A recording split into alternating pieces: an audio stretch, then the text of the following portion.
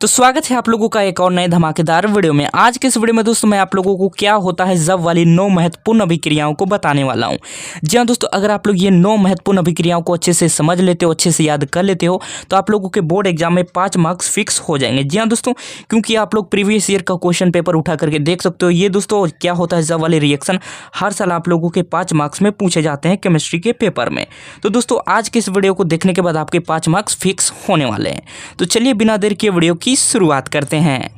तो दोस्तों आप लोगों से एग्जाम में इस तरीके से क्वेश्चन पूछा जाता है कि क्या होता है जब फिनोल को जिंक चूर्ण के साथ गर्म किया जाता है। ठीक है, तो पहला क्वेश्चन हमारा यही है दोस्तों कि क्या होता है जब फिनोल को जिंक चूर्ण के साथ गर्म किया जाता है। तो जब दोस्तों फिनोल को जिंक चूर्ण के साथ गर्म किया जाता है तो इसका जो उत्तर होगा दोस्तों बेंजीन का निर्माण होता है। जी हाँ दोस्तों, यानी जब फिनोल को जिंक चूर्ण के साथ गर्म किया जाता है तो हमारा बेंजीन का निर्माण होता है। ठीक है, क्या किसका निर्माण होता है दोस्तों? बेंजीन का निर्माण होता है। अब आपको सिर्फ उत्तर नहीं लिखना है दोस्तों, इसके साथ रिएक्शन को भी लिखना होता है। ठीक है, तभी आपको 5 मार्क्स मिलेंगे। ठीक है, तो चलिए इसका उत्तर को हम लोग देख लेते हैं। तो ये देखिए दोस्तों, ये है हमारा फिनोल।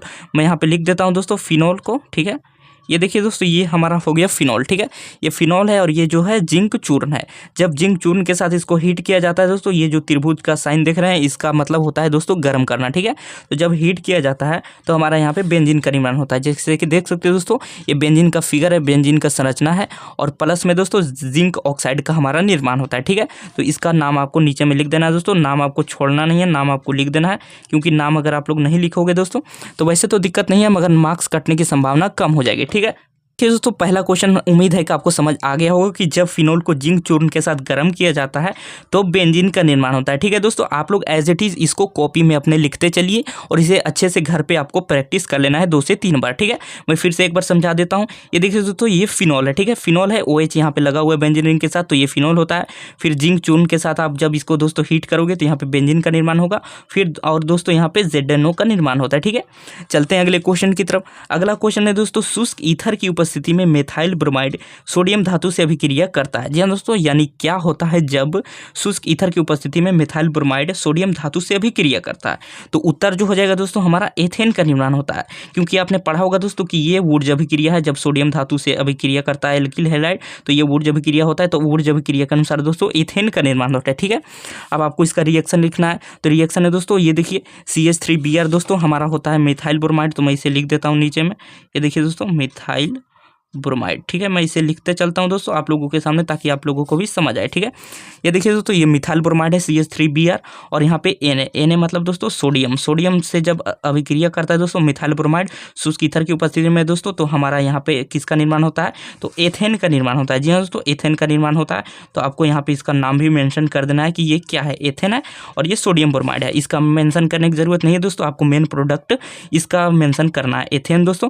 जब मिथाइल ब्रोमाइड यहाँ पे शुष्क ईथर की उपस्थिति में सोडियम धातु से अभिक्रिया करता है तो हमारा एथेन का निर्माण होता है। ठीक है, तो उम्मीद है कि ये भी क्वेश्चन आपको दोस्तों समझ में आ गया होगा। मैं एक बार फिर से रिपीट कर देता हूं कि जब शुष्क ईथर की उपस्थिति में मिथाइल ब्रोमाइड सोडियम धातु से अभिक्रिया करता है CH3Br Na से अभिक्रिया करता है शुष्क ईथर की उपस्थिति में तो हमारा एथेन का निर्माण होता है। ठीक है, और यहाँ पे दोस्तों सोडियम ब्रोमाइड का निर्माण होता है। ठीक है, तो इसको भी दोस्तों आप लोग अपने कॉपी में नोट कर लीजिए, क्योंकि मुझे पता है कि आप लोग नोट नहीं करोगे तो आप लोग दोस्तों तुरंत ही भूल जाओगे। ठीक है, तो आप लोग इसे नोट करते चलिए।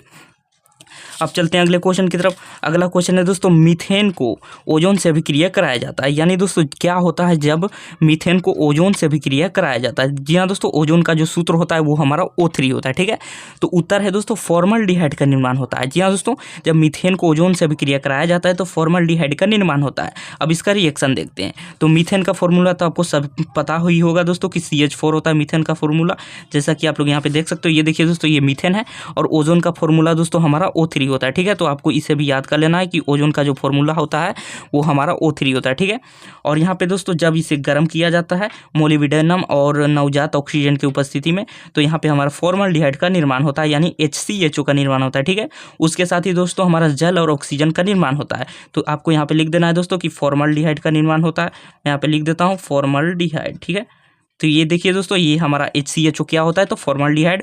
यानी दोस्तों जब मीथेन को ओजोन से अभिक्रिया कराया जाता है तो फॉर्मल्डिहाइड का निर्माण होता है। CH4 जब दोस्तों 2O3 मोलिब्डेनम और नवजात ऑक्सीजन के साथ इसे गर्म किया जाता है तो हमारा HCHO यानी फॉर्मल्डिहाइड का निर्माण होता है और जल और ऑक्सीजन का भी निर्माण होता है। ठीक है, तो इसे भी दोस्तों आप लोग अपने कॉपी में नोट कर लीजिए, क्योंकि यही सारे क्वेश्चन आप लोगों के पूछे जाने वाले हैं क्या होता है जब वाली अभिक्रिया के सेक्शन में। ठीक है, यहाँ पे दोस्तों 3 क्वेश्चन हमारा हो गया। अब चलिए दोस्तों चलते हैं चौथे क्वेश्चन की तरफ। ठीक है, तो चलते हैं चौथे क्वेश्चन की तरफ।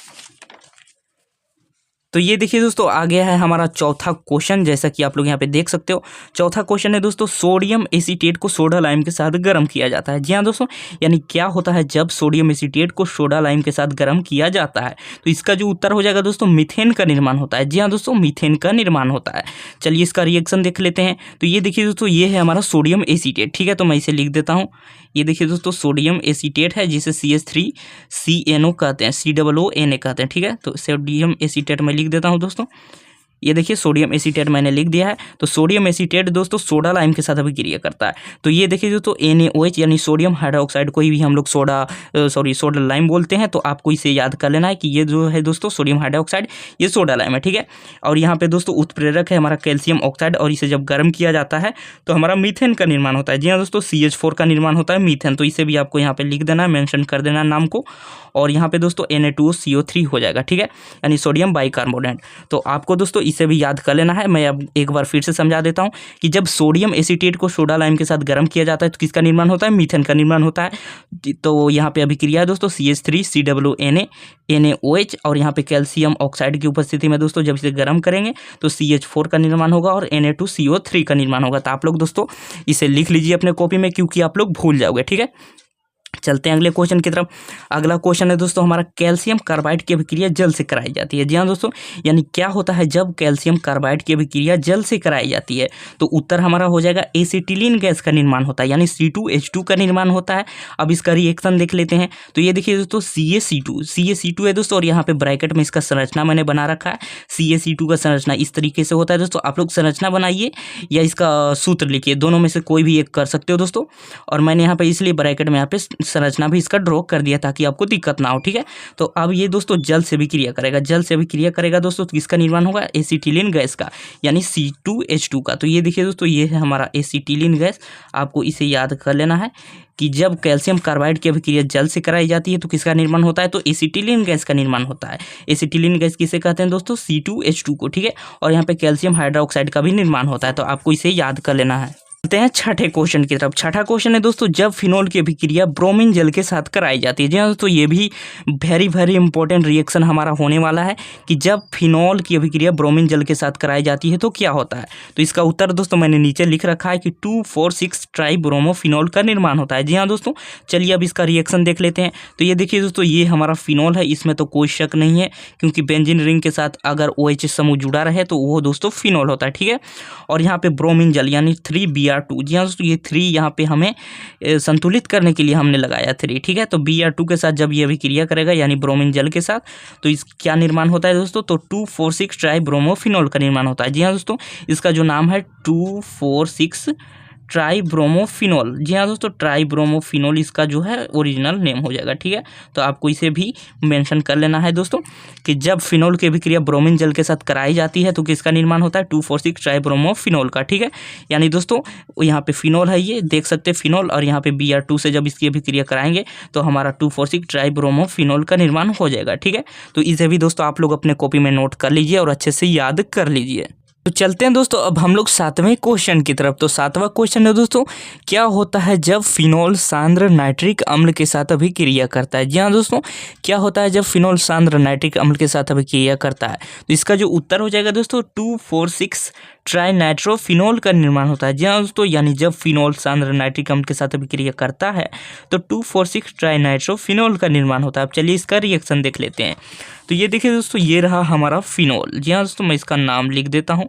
ये रहा हमारा फिनोल। फिनोल जब दोस्तों सांद्र HNO3 यानी सांद्र नाइट्रिक अम्ल के साथ अभिक्रिया करता है तो यहाँ पे किसका निर्माण होता है, तो ये है दोस्तों हमारा 2,4,6 ट्राइनाइट्रोफिनॉल। जी हाँ दोस्तों, ये है दोस्तों 2,4,6 ट्राइनाइट्रोफिनॉल का हमारा फिगर। तो आपको इसे भी दोस्तों अच्छे से अपनी नोटबुक में नोट कर लेना है और अच्छे से इसे याद कर लेना है, क्योंकि दोस्तों एग्जाम के पॉइंट ऑफ व्यू से ये भी काफ़ी इंपॉर्टेंट क्वेश्चन है। ठीक है, चलते हैं 8वें प्रश्न की तरफ। 8वां प्रश्न है दोस्तों, एसिटिलीन गैस को लाल तप्त तांबा के नली से गुजारा जाता है। जी हाँ दोस्तों, यानी क्या होता है जब एसिटिलीन गैस को लाल तप्त तांबा के नली से गुजारा जाता है? तो इसका जो उत्तर हो जाएगा दोस्तों, बेंजीन का निर्माण होता है। जी हाँ दोस्तों, यानी जब एसिटिलीन गैस यानी C2H2 को रेड हॉट कॉपर ट्यूब से गुजारा जाता है तो किसका निर्माण होता है? तो बेंजीन यानी C6H6 का, जिसे हम लोग दोस्तों क्या बोलते हैं? बेंजीन बोलते हैं। ठीक है, तो यहाँ पे बेंजीन का निर्माण होता है। तो आपको इसे याद कर लेना है दोस्तों कि क्या होता है जब एसिटिलीन गैस को रेड हॉट कॉपर ट्यूब से गुजारा जाता है तो बेंजीन का निर्माण होता है।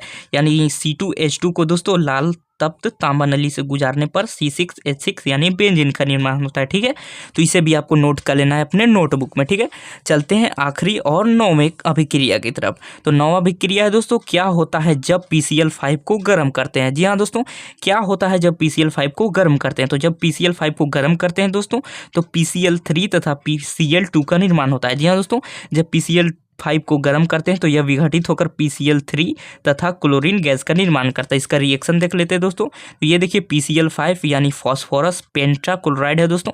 इसे जब हम लोग हीट करेंगे तो ये दोस्तों फॉस्फोरस ट्राइक्लोराइड और क्लोरीन गैस का निर्माण करेगा। यानी दोस्तों PCl3 + Cl2 में ये विघटित हो जाएगा यानी टूट जाएगा। ठीक है, तो इसे भी दोस्तों आपको अच्छे से समझ लेना है, अच्छे से याद कर लेना है। अगर आप लोग समझ नहीं पा रहे हो तो इसे दोस्तों रट ही जाओ, क्योंकि यही सारे क्वेश्चन आपको दोस्तों क्या होता है जब वाले सेक्शन में देखने को मिलने वाला है। ठीक है, तो यही थे दोस्तों हमारे 9 महत्वपूर्ण क्या होता है जब वाले रिएक्शन। अगर आप लोग दोस्तों इसे अच्छे से याद कर लेते हो तो आप लोगों के बोर्ड एग्जाम में 5 मार्क्स फिक्स हो जाएंगे। ठीक है, तो अगर आपको ये वीडियो पसंद आया तो वीडियो को लाइक करें और चैनल को सब्सक्राइब करें इसी तरह के हेल्पफुल कंटेंट के लिए, और इसे यार दोस्तों में भी जरूर शेयर करें ताकि उनके भी मदद हो सके।